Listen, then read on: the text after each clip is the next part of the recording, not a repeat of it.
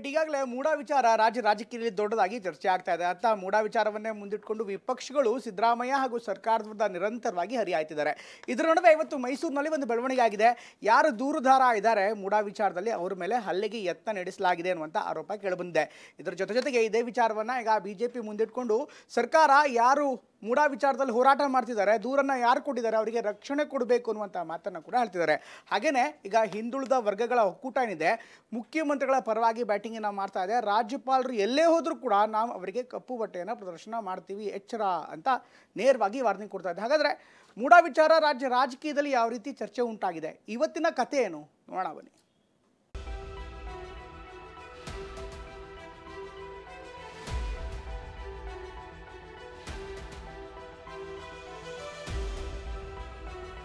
ಮತ್ತೊಂದು ಮಗ್ಗುಲಿಗೆ ಹೊರಳಿದ ಮುಡಾ ಸೈಟ್ ಹಂಚಿಕೆ ಹಗರಣ.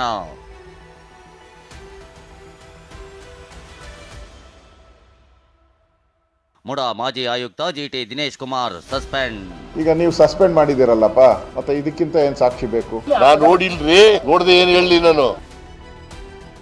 ಹಗರಣ ಬಯಲಿಗೆಳೆದ ಆರ್ಟಿಐ ಕಾರ್ಯಕರ್ತನ ಮೇಲೆ ಹಲ್ಲೆ ಯತ್ನ. ದಯವಿಟ್ಟು ನಮ್ಮ ಕುಟುಂಬಕ್ಕೆ ಭದ್ರತೆ ಕೊಡಿ. ಇನ್ನು ಮುಂದೆ ಏನೇ ಆದ್ರೂ ಸಹ ಸರ್ಕಾರ ಹಾಗೂ ಪೊಲೀಸ್ ಇಲಾಖೆ ನಿರ್ವಹಣೆ. ಡಿಜಿಪಿ ಅವರು ಇವರಿಗೆ ಸೂಕ್ತ ಭದ್ರತೆಯನ್ನ ಒದಗಿಸಬೇಕು. ಈ ನನಗೆ ಭದ್ರತೆ ಕೊಟ್ಟರೆ ಸಾವಿರಾರು ಕೋಟಿ ಅಕ್ರಮದ ದಾಖಲೆಗಳು ನಾನು ಬಿಡುಗಡೆ ಮಾಡಕ್ಕೆ ನಾನು ರೆಡಿ ಇದ್ದೀನಿ ಸರ್. ನಾನು ಮೈಸೂರು ನಗರಾಭಿವೃದ್ಧಿ ಪ್ರಾಧಿಕಾರದಲ್ಲಿ ಸೈಟು ಹಂಚಿಕೆ ಹಗರಣದಲ್ಲಿ ದಿನಕ್ಕೊಂದು ಟ್ವಿಸ್ಟ್, ಕ್ಷಣಕ್ಕೊಂದು ಟರ್ನ್ಗಳು ಸಿಗ್ತಿವೆ. ಮುಡಾ ಮಾಜಿ ಆಯುಕ್ತ ದಿನೇಶ್ ಕುಮಾರ್ರನ್ನ ನಿನ್ನೆಯಷ್ಟೇ ವರ್ಗಾವಣೆ ಮಾಡಿ ಸರ್ಕಾರ ಆದೇಶಿಸಿದೆ. ಇದೇ ವಿಚಾರ ಆಡಳಿತ ಮತ್ತು ವಿಪಕ್ಷಗಳ ಜಟಾಪಟಿಗೆ ಕಾರಣವಾಗಿರೋ ಹೊತ್ತಲ್ಲೇ ಮತ್ತೊಂದು ಘಟನೆ ನಡೆದಿದೆ. ಹಗರಣವನ್ನ ಬಯಲಿಗೆ ಎಳೆದ ಆರ್ಟಿಐ ಕಾರ್ಯಕರ್ತ ಗಂಗರಾಜು ಮೇಲೆ ಹಲ್ಲೆಗೆ ಯತ್ನ ಆರೋಪ ಕೇಳಿ ಬಂದಿದೆ. ಮೈಸೂರು ಶ್ರೀರಂಗಪಟ್ಟಣ ಮುಖ್ಯ ರಸ್ತೆಯಲ್ಲಿ ನಂಬರ್ ಪ್ಲೇಟ್ ಇಲ್ಲದ 2 ಬೈಕ್ಗಳಲ್ಲಿ ಬಂದಿದ್ದ 4 ಆಗಂತುಕರು ಹಲ್ಲೆಗೆ ಯತ್ನಿಸಿದ್ರು ಅಂತ ಗಂಗರಾಜು ಪೊಲೀಸ್ ಕಮಿಷನರ್ಗೆ ದೂರು ನೀಡಿದ್ದಾರೆ. ನನಗೆ ಜೀವ ಬೆದರಿಕೆ ಇದೆ, ನನಗೆ ನನ್ನ ಕುಟುಂಬಕ್ಕೆ ರಕ್ಷಣೆ ಕೊಡಿ ಅಂತ ಗದ್ಗದಿತರಾಗಿ ಕಣ್ಣೀರು ಹಾಕಿದ್ದಾರೆ. ಅಲ್ಲಿ ನನಗೆ 2 ದ್ವಿಚಕ್ರ ವಾಹನದಲ್ಲಿ ಯಾರೋ ಒಬ್ಬರು ಬಂದು ಅಡ್ಡ ಹಾಕ್ತಾರೆ. ಅಡ್ಡ ಹಾಕಿ ವೆಹಿಕಲ್ ಸೈಡ್ಗೆ ಹಾಕು ಅಂತ ಹೇಳಿ ಒತ್ತಡ ಹಾಕಿರು. ವೆಹಿಕಲ್ ನಂಬರ್ ಇಲ್ಲ, ಅವ್ರ ನಂಬರ್ ಇರಲಿಲ್ಲ, ಯಾವುದೋ ನಂಬರ್ ಇಲ್ಲದ ಗಾಡಿ. ಆಮೇಲೆ ನಾನೇನು ಮಾಡಿದೆ, ವೆಹಿಕಲ್ ಹಾಕಲಿಲ್ಲ. ನನ್ನ ಮಗಳು ಪಕ್ಕದಲ್ಲೇ ಕೂತಿದ್ದು, ಅಪ್ಪ ನಿಲ್ಲಿಸ್ಬೇಡ ನಡಿ ಅಂತ ಹೇಳ್ಬಿಟ್ಟು ಫೋರ್ಸ್ ಮಾಡಿಲ್ಲ. ಅವಳು ಭಯ ಬಿದ್ದು ನಾನು ಗಾಡಿ ನಿಲ್ಲಿಸಲ್ಲ, ನಾನು ಮುಂದೆ ಕೊಡಿತಾ ಇದ್ದೀನಿ. ಅವನು ಮುಂದೆಗಡೆ ಅವನ ಅಡ್ಡ ಬಂದ್ಬಿಟ್ಟು ಜರ್ಕ್ ಕೊಡ್ತಾ ಇದ್ದೆ ನನಗೆ. ಈ ಮೂಲಕ ನಾನು ಈಗಲೂ ಸಹ ನಾನು ರಿಕ್ವೆಸ್ಟ್ ಮಾಡ್ಕೊತೀನಿ ಮಾನ್ಯ ಮುಖ್ಯಮಂತ್ರಿಗಳಿಗೆ, ದಯವಿಟ್ಟು ನಮ್ಮ ಕುಟುಂಬಕ್ಕೆ ಭದ್ರತೆ ಕೊಡಿ. ಇಲ್ಲ ಕೊಡೋಕ್ಕಾಗಿಲ್ಲ, ಇನ್ನು ಮುಂದೆ ಏನೇ ಆದ್ರೂ ಸಹ ಸರ್ಕಾರ ಹಾಗೂ ಪೊಲೀಸ್ ಇಲಾಖೆ ನಿರ್ವಹಣೆ. ಹೋರಾಟಕ್ಕೆ ನಿಂತಿರೋದ್ರಿಂದ ಎಮೋಷನ್ ಆಗೇ ಆಗುತ್ತೆ, ನೋವಾಗುತ್ತೆ. ಆದರೂ ನಾವು ಹಿಂದೆ ಹೋಗೋಕ್ಕಾಗಲ್ವಲ್ಲ. ಇಂಥ ಭ್ರಷ್ಟರನ್ನ ವಿರುದ್ಧ ನಾವು ಹೋರಾಟ ಮಾಡಲೇಬೇಕು ಸರ್. ಮನುಷ್ಯನಿಗೆ ಹುಟ್ಟು ಒಂದು ದಿವಸ, ಸಾವು ಖಚಿತ. ಹುಟ್ಟು ಸಾವು ಒಂದು ಯಾವಾಗ ಬರುತ್ತೆ, ಹುಟ್ಟು ಯಾವಾಗ ಬರುತ್ತೆ ಅಂತ ಹೇಳ್ಬೋದು, ಸಾವು ಯಾವಾಗ ಬರುತ್ತೆ ಅಂತ ಹೇಳೋಕ್ಕಾಗಲ್ಲ ಸರ್. ಏನು ಮಾಡೋಕ್ಕಾಗುತ್ತೆ? ನಾವೂ ಹೋರಾಟ ಮಾಡೋದಂತೂ ನಿಲ್ಲಿಸಲ್ಲ. ಎಷ್ಟೇ ಅಲ್ಲಿ ಈ ನನಗೆ ಭದ್ರತೆ ಕೊಟ್ಟರೆ ಸರ್, ಇನ್ನು ಹಲವಾರು ಸಾವಿರಾರು ಕೋಟಿ ಅಕ್ರಮದ ದಾಖಲೆಗಳು ನಾನು ಬಿಡುಗಡೆ ಮಾಡೋಕ್ಕೆ ನಾನು ರೆಡಿ ಇದ್ದೀನಿ ಸರ್. ನಾನು ಇನ್ನು ಆರ್ಟಿಐ ಕಾರ್ಯಕರ್ತರಿಗೆ ಕೊಲೆ ಬೆದರಿಕೆ ಬರ್ತಿರೋದು ಖಂಡನೀಯ ಅಂತ ಸಿಟಿ ರವಿ ಕಿಡಿಕಾರಿದ್ದಾರೆ. ಡಿಜಿಪಿ ಅವರು, ಅದು ಸ್ನೇಹಮಯಿ ಕೃಷ್ಣ ಅವರು ಇರ್ಬೋದು, ಗಂಗರಾಜ್ ಅವರು ಇರ್ಬೋದು, ಟಿಜೆ ಅಬ್ರಾಹಮು ಸೇರಿದಂತೆ ಸೂಕ್ತ ಭದ್ರತೆಯನ್ನು ಒದಗಿಸಬೇಕು ಅಂತ ನಾನು ಆಗ್ರಹಿಸ್ತೇನೆ. ಮುಡಾ ಮಾಜಿ ಆಯುಕ್ತ ಸಸ್ಪೆಂಡ್, ವಿಪಕ್ಷಗಳ ವಾಗ್ದಾಳಿ. ಸೈಟು ಹಂಚಿಕೆ ವಿಚಾರದಲ್ಲಿ ಲೋಪವಾಗಿದೆ ಅನ್ನೋದನ್ನ ಒಪ್ಪಿಕೊಳ್ಳುವಂತೆ ಸರ್ಕಾರ ಮುಡಾ ಮಾಜಿ ಆಯುಕ್ತ ದಿನೇಶ್ರನ್ನ ಅಮಾನತು ಮಾಡಿದೆ. ಇದೇ ವಿಚಾರ ಈಗ ರಾಜಕೀಯವಾಗಿಯುದ್ದಕ್ಕೂ ಅಸ್ತ್ರ ಕೊಟ್ಟಿದೆ. ಸಿಎಂ ಸಿದ್ದರಾಮಯ್ಯ ನನಗೆ ವಿಷಯ ಗೊತ್ತಿಲ್ಲ, ನಾನು ಅಮಾನತು ಮಾಡಿಲ್ಲ ಅಂದ್ರೆ ವಿಪಕ್ಷ ನಾಯಕ ಆರ್ ಅಶೋಕ್ ಅಧಿಕಾರಿಯನ್ನ ಯಾಕೆ ಅಮಾನತು ಮಾಡಿದ್ದು ಅಂತ ಪ್ರಶ್ನೆ ಮಾಡಿದ್ದಾರೆ. ಈಗ ಮೂಡ ಹಿಂದಿನ ಆಯುಕ್ತ ದಿನೇಶ್ ಕುಮಾರ್ ಅವ್ರನ್ನ ಅಮಾನತು ಮಾಡಿದ್ವಿ, ಸರ್ಕಾರ ಅಮಾನತು ಮಾಡಿದೆ.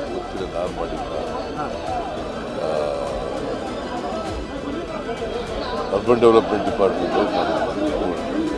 ಅಲ್ಲಿನ ಅಧಿಕಾರಿಯಾಗಿದ್ದಂಥ ಆಯುಕ್ತರಾಗಿದ್ದಂಥ ದಿನೇಶ್ ಕುಮಾರ್ ಅವರು ಸಸ್ಪೆಂಡ್ ಆಗಿದ್ದಾರೆ. ಈಗ ನೀವು ಸಸ್ಪೆಂಡ್ ಮಾಡಿದಿರಲ್ಲಪ್ಪ, ಯಾಕಪ್ಪ ಸಸ್ಪೆಂಡ್ ಮಾಡಿದ್ರಿ, ಸರಿಯಾಗಿ ಕ್ರಮ ತೆಗೆದುಕೊಂಡಿಲ್ಲ ಅಂತೇನು ಕೂಡ ಅವನ ಮೇಲೆ ಆಪಾದನೆ ಮಾಡಿ ಈಗ ಅವ್ರನ್ನ ಸಸ್ಪೆಂಡ್ ಮಾಡಿದ್ದೀರ. ಮತ್ತೆ ಇದಕ್ಕಿಂತ ಏನು ಸಾಕ್ಷಿ ಬೇಕು?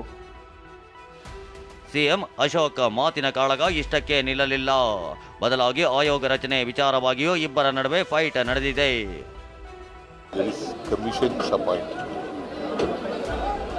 ಅವರು ಏನು ವರದಿ ಕೊಡ್ತಾರೆ ಅದ್ರ ಮೇಲೆ ನಟೇಶ್ ಅವರು ಮಾಡಲಿ, ಏನಾದ್ರು ದಿನೇಶ್ನಾರು ಮಾಡಲಿ ಇನ್ನೊಬ್ಬ ಮಾಡಲಿ ಅದ್ರ ಮೇಲೆ ಕ್ರಮ ತಗೊಳ್ಳಿ. Commission is appointed. ಅವ್ರು ಏನು ರಿಪೋರ್ಟ್ ಕೊಡ್ತಾರೆ ಅಲ್ಲ ಸರ್, ನಿನ್ನೆ ಸಸ್ಪೆಂಡ್ ಆರ್ಡರ್ ಇದೆ ಸರ್. ಅದು ನಿನ್ನೆ ಸಸ್ಪೆಂಡ್ ಆರ್ಡರ್ ನಾನು ನೋಡಿಲ್ರಿ, ನೋಡ್ದೆ ಏನು ಹೇಳಲಿ ನಾನು.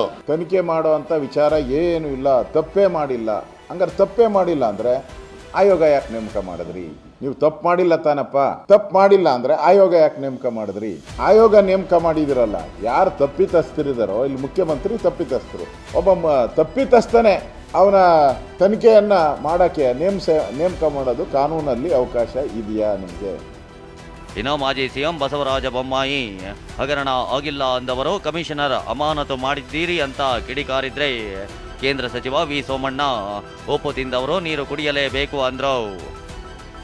ಈಗೇನು ನೀವು ವಾದ ಮಾಡ್ತಾ ಇದ್ದೀರಿ, ಯಾವುದೇ ಹಗರಣ ಆಗಿಲ್ಲ, ಇನ್ನೊಂದಾಗಿಲ್ಲ, ಅದರ ವಿರುದ್ಧವಾಗಿ ಅಲ್ಲಿ ನಡೆದಿರುವಂಥದ್ದು ಸಾಕ್ಷಿ. ಇವತ್ತು ಅದೇ ಸರ್ಕಾರ ಅಮಾನತು ಮಾಡಿರುವಂಥದ್ದು, ಅಲ್ಲಿ ಎಲ್ಲವೂ ಕೂಡ ಸರಿ ನಡೆದಿಲ್ಲ, ಕಾನೂನುಬದ್ಧವಾಗಿ ನಡೆದಿಲ್ಲ ಅಂತ ಒಪ್ಕೊಂಡಂಗಾಗಿದೆ. ಉಪ್ಪು ತಿಂದವನು ನೀರು ಕುಡಿಲೇಬೇಕು. ಒಂದು ಭಾರತೀಯರ ಸಂಸ್ಕೃತಿ ಹೆಂಗಿದೆ ಅಂದರೆ ತುಂಬ ಜನ ಎಲ್ಲರನ್ನೂ ಮೋಸ ಮಾಡ್ತಾರೆ. ಸಿಎಂ ಪತ್ನಿಯನ್ನ ವಿಚಾರಣೆಗೊಳಪಡಿಸಿ ಸ್ನೇಹಮಯಿ ಕೃಷ್ಣ ದೂರು. ಇಷ್ಟೆಲ್ಲ ವಾಕ್ಸಮರಗಳ ನಡುವೆ ಸಿಎಂ ಸಿದ್ದರಾಮಯ್ಯನವರ ಪತ್ನಿಯನ್ನ ವಿಚಾರಣೆಗೊಳಪಡಿಸುವಂತೆ ಸ್ನೇಹಮಯಿ ಕೃಷ್ಣ ಲಕ್ಷ್ಮೀಪುರಂ ಠಾಣೆಯಲ್ಲಿ ದೂರು ನೀಡಿದ್ರು. ಇದನ್ನು ಸಿದ್ದರಾಮಯ್ಯ ಸ್ಪಷ್ಟೀಕರಣ ಕೊಡಬೇಕು. ನಿಮ್ಮ ಸರ್ಕಾರವೇ 50-50 ಅನುಪಾತದಲ್ಲಿ ನಿವೇಶನವನ್ನು ಕೊಟ್ಟಿರೋದು ನಿಯಮ ಬಾಹಿರ ಅನ್ನೋ ಹಿನ್ನೆಲೆಯಲ್ಲಿ ಒಬ್ಬ ಅಧಿಕಾರಿನ ಅಮಾನತು ಮಾಡಿದಾರ ಅಂತಂದರೆ ನಿಯಮ ಬಾಹಿರವಾಗಿ ನಿಮ್ಮ ಹೆಂಡತಿ ಹೆಸರು ಕೂಡ 50-50 ಅನುಪಾತ ನಿವೇಶನ ಪಡೆದು ನೀವೇ ಸ್ಪಷ್ಟವಾಗಿ ಒಪ್ಕೊಂಡಾಗಿದೆ. ಅಂದರೆ ನಾವೇನು ಆರೋಪ ಮಾಡಿದ್ವಿ ಅದು ನಿಜ ಅನ್ನೋದು ನೀವೇ ಒಪ್ಕೊಂಡಾಗಿದೆ. ನಾನು ತಪ್ಪು ಮಾಡಿಲ್ಲ, ಸುಳ್ಳು ಹೇಳಿಲ್ಲ ಎಂದ ಸಿಎಂ. ಮುಡಾ ವಿಚಾರದಲ್ಲಿ ದಿನವೂ ವಿಪಕ್ಷಗಳ ವಾಕ್ಪ್ರಹಾರ ತೀವ್ರಗೊಳ್ತಾ ಇದ್ದು ಸಿಎಂ ಸಿದ್ದರಾಮಯ್ಯ ಸ್ಪಷ್ಟನೆ ನೀಡಿದ್ದಾರೆ. ನಾನು ತಪ್ಪು ಮಾಡಿಲ್ಲ, ಸುಳ್ಳು ಹೇಳಿಲ್ಲ ಎಂದಿದ್ದಾರೆ. ಮುಡಾ ಮಾಜಿ ಆಯುಕ್ತರ ಅಮಾನತು ಮಾಡಿರೋದು ಈಗ ವಿಪಕ್ಷಗಳಿಗೆ ಅಸ್ತ್ರವಾಗಿದೆ. ಕೋರ್ಟ್ನಲ್ಲಿ ಕೂಡ ಪ್ರಸ್ತಾಪಿಸುವುದಾಗಿ ಹೇಳ್ತಿದ್ದಾರೆ. ಇದು ಮುಂದೆ ಯಾವ ತಿರುವು ಪಡೆಯುತ್ತೆ ಅನ್ನೋದನ್ನ ಕಾದು ನೋಡಬೇಕು. ಮೈಸೂರಿನಿಂದ ರಾಮ್ ಜೊತೆ ಕಿರಣ್ ಹನಿಯಡ್ಕ, TV9 ಬೆಂಗಳೂರು.